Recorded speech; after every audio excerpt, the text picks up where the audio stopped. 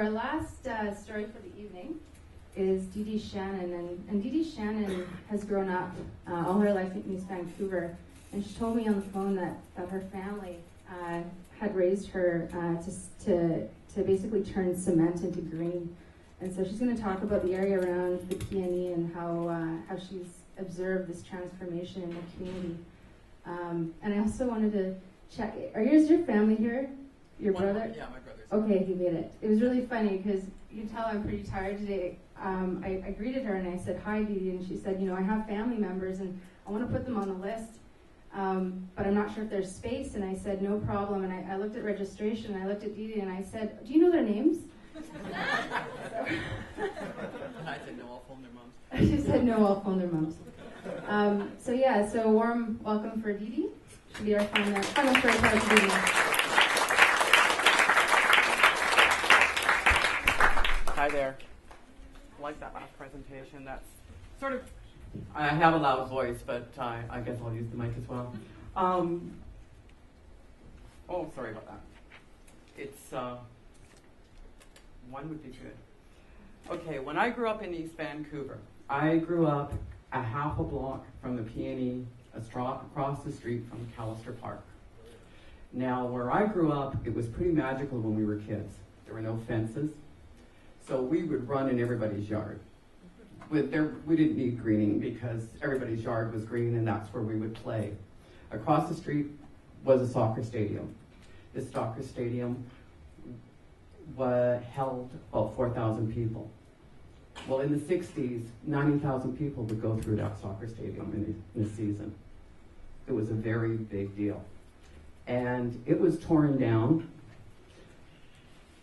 and demolished, and the city went and put the AstroTurf at Empire Field. Yes. So this is where the soccer people went to play, and they lasted a year. The feeling of the neighborhood and the community was gone for soccer. And that's where they had lost it. And then the demolition derbies came into Callister Park, and after that it was demolished. The fear in the neighborhood was that the PNE was going to take it over and make it a parking lot.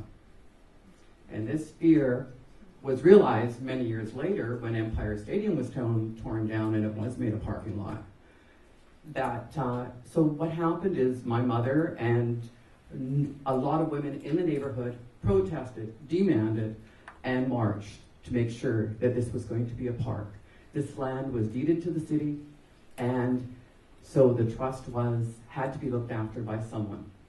So that's what I'd like to talk about, is the caretaking. The caretaking, even at Callister Park, there was a caretaker. This person would look after the park, and this person was part of the neighborhood. So the neighborhood changed when you got rid of the caretakers. Then the fences grew up. Everybody got fences in their yard, so you weren't going back and forth in each person's neighborhood anymore. Just lost my spot for a second.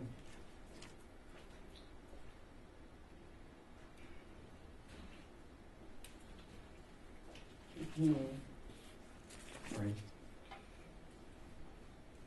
Okay, that's right.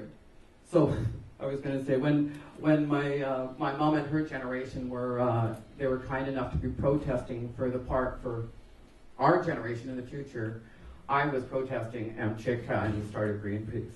So that gives you a sort of a timeline of what was happening at the time. So the greening still was continuing. The neighborhood was changing. There was now smaller boundaries. Fences were being put in. Green space became smaller. We no longer had the ice skating at the Hastings Park. We no longer had roller land. Now the neighborhood was splitting up. The things to do in the neighborhood were gone. So even though this is a park, all the things that kept the park going were leaving. But the Canucks came, and the BC Lions came. And so all of a sudden we had these buildings and they were idle because money was being made by the city.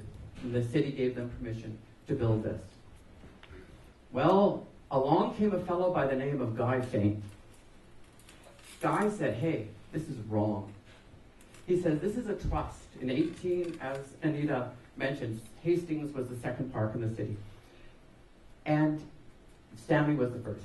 And then Hastings Park, there was a trust that said this was to be used for the enjoyment and recreation of the people. It was not to be made for profit. Guy Faint, the act of one person, kept this going. And the government at the time, so the gist of his argument was that, yeah, that the recreation and enjoyment of the public was to be held in trust by the government. The Attorney General at the time, Bob Williams, had to admit that the P&E and Playland were in violation of the trust. And so this was the first step in the greening of Hastings Park.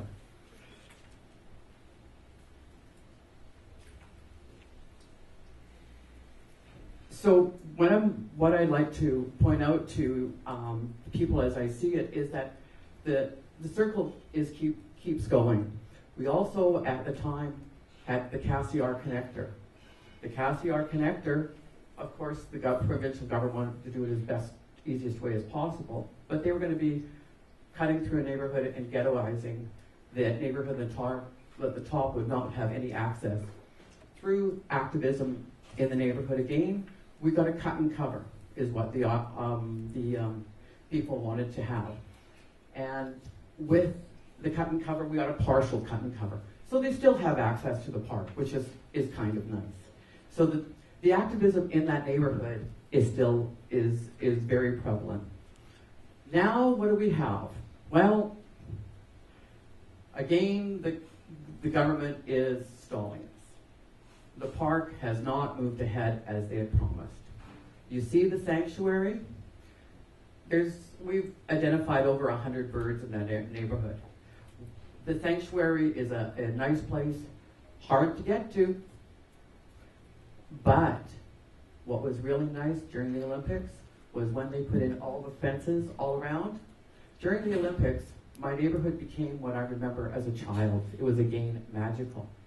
The neighborhood was back out on the streets. There was no traffic. Everyone that went to the Olympics at the Coliseum, they either came by public transit, they walked, or whatever. I don't know how they got their cars, but they didn't need their cars, they got there. So, the trust is handed on to the next generation, and you have to look back and keep this trust. So, I'll quote Malcolm Gladwell. It says that inside is not a light bulb that goes off inside our heads. It's the flickering candle that can easily be snuffed out. Please don't snuff out those candles.